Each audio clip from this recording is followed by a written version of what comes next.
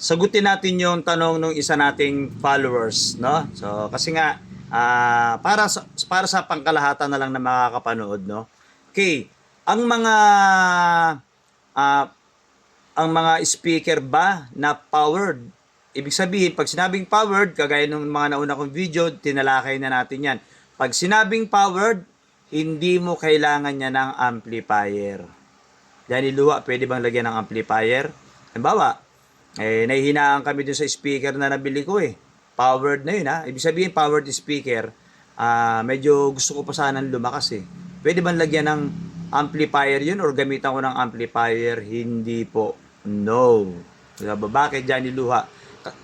Kasi yung pinakang amplifier nun ay tugma na or kumbaga sa ano, templado na or yun na po yung talagang kombinasyon ng dalawang yung component nun. Ibig sabihin yung pinakang napapaloob sa box na yon, yun na po talaga ay para sa kanya. Kumbaga sa nakatalaga na sa kanya yon.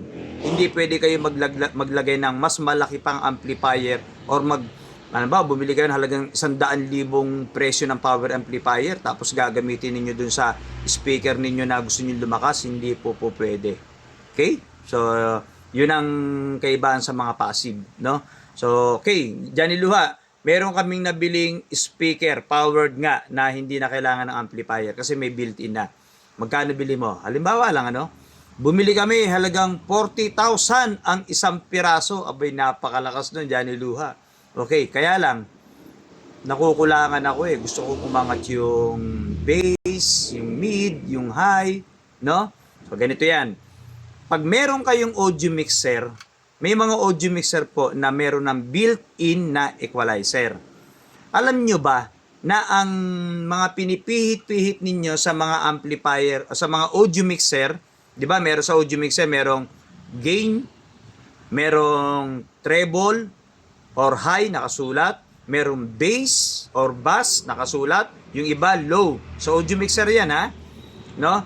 Tapos meron pa nga yan, AUX, may effects, di ba? May mga ganun pa yan. Okay. Alam niyo ba yung buong part na yon? Yung po ay equalizer. No? Talaga ba? Johnny Luha, hindi totoo yan. So, equalizer po yun. Ngayon, yung po ay individual equalizer.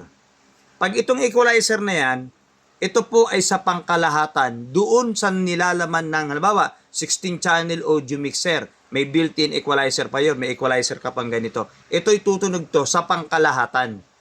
Hindi kagaya sa audio mixer, meron po siyang individual per channel. Yun po yung equalizer niyang individual. Di ba? Ay, Johnny Luha, may nakita nga kami, built-in equalizer. Tama po. Built-in equalizer. Pero yung, pag napansin niyo yung per channel ng audio mixer, di ba may high? So, individual equalizer yun. Kasi pinapalakas niya yung high, mid, bass. Ngayon, yung built-in equalizer po ng inyong mga audio mixer, yun po ay pangkalahatan dun sa lahat ng nilalaman ng audio mixer. O di, pwede pa kami maglagay niyan? Pwede pa po. No? So, ganito. Yung yung power speaker po ninyo, nangangailangan po yan ng controller. Lalo na kung gagamitin ninyo sa event. Ano yung sinasabi ninyong controller? Johnny Luha, anong controller yan? Yan po yung sinasabi ko sa inyo kanina na ating audio mixer. Na powered ba? Pwede. Pwedeng powered, pwedeng hindi. Okay. So kung passive na audio mixer ang ilalagay ninyo, ang tanong, pwede bang lagyan ng equalizer ang aming mga powered speaker? Mapamura man yan or mapamamahalin? Sagot, Johnny Luha. So, pwede po. Papaano? Sige, turo mo sa amin kung papaano. Okay, ganito yan. Yung main output ng inyong passive or hindi active na audio mixer ninyo or sabihin na natin na powered man yan. Huwag niyong gagamitin yung pagka-powered ng audio mixer. Sa passive na lang, sige, sa passive tayo para hindi kayo nalilito, no? Yung main output ng ating audio mixer, i-connect po ninyo sa input nito, left and right. Input. Okay? Then, yung output nito, papunta po ngayon dun sa speaker ninyong dalawa. no? Saan doon? Sa mga line input or microphone input, left and right. Yun yung active na speaker ninyo. So, pag tumunog na yung active speaker ninyo, halimbawa, naka 12 o'clock yung dalawang speaker ninyo, meron pa rin bass yun, ha? Meron pang bass, may high, may low pa yun, no? Or yung mid. So, sakto lang, nasa 0 dB lang lahat yun, yung dalawa. So, balanse. No? Tapos, sa audio mixer ninyo, pwede pa kayo mag-control doon. Ngayon, kung gusto ninyong i-equalize niyan, ba, tumutugtog na yan, ano? Nagsa-soundcheck na kayo. Gusto kong iangat si mid, si bunganga, si boses. Yan. Wow, swabing-swabe dahil kay equalizer. Kumbaga sa niluluto ninyo, dinagdagan nyo ng pampasarap, pampalasa lalo, no? Ano yung pampalasang dinagdag ninyo? Mas kinakatakaman, no? Si equalizer po yun. No? Mas luminis ang tunog. Kaya yung tanong ni brother or nung ating followers, Johnny Luha, pwede bang lagyan ng equalizer ang mga power speaker? Ayun na po yung sagot. Pwede po. No? Pwede bang hindi? Depende sa inyo. Pwedeng hindi, pwedeng lagyan. No? Yun po yung tinatawag na depende po sa budget. Depende kung may kakayahan kayong bumili. Kung walang kakayahan bumili, mag-ipon. Kung wala talagang kakayahan, magtiis or matutong makontento kung ano yung meron. Ganun lang po kasimple, no?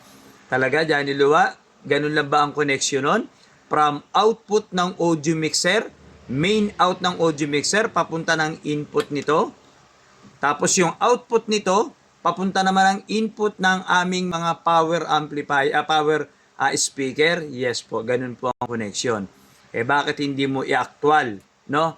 Kasi wala na akong power speaker ngayon dahil nga nung panahon ng Karina, mga nalubog yan. So ang mga gamit ko ngayon ay passive. Nagkakaroon lang ako ng mga power speaker kapag nandun ako sa mga event na pinupuntahan ko, yung mga tropa-tropa ron, may mga pinahihiram yan or may mga nagagamit, kaya doon lang ako nakakapag-demo. No, ayan nyo, pag tayo biniyayaan ng pambili ulit, no? Actual kong gagawin yan. Pero sa ngayon, verbal lang to or theory, kumbaga sa teacher, theory lang tayo at yung mga tinuro ko, gawin ninyo. Sige, subukan po ninyo. May mawawala ba? Wala namang mawawala. Ang mawawala yung mga amplifier nyo pag nasunog kapag nagkamali kayo ng inyong mga setup. Kaya siguraduhin ninyong tama yung ginagawa ninyo. Okay?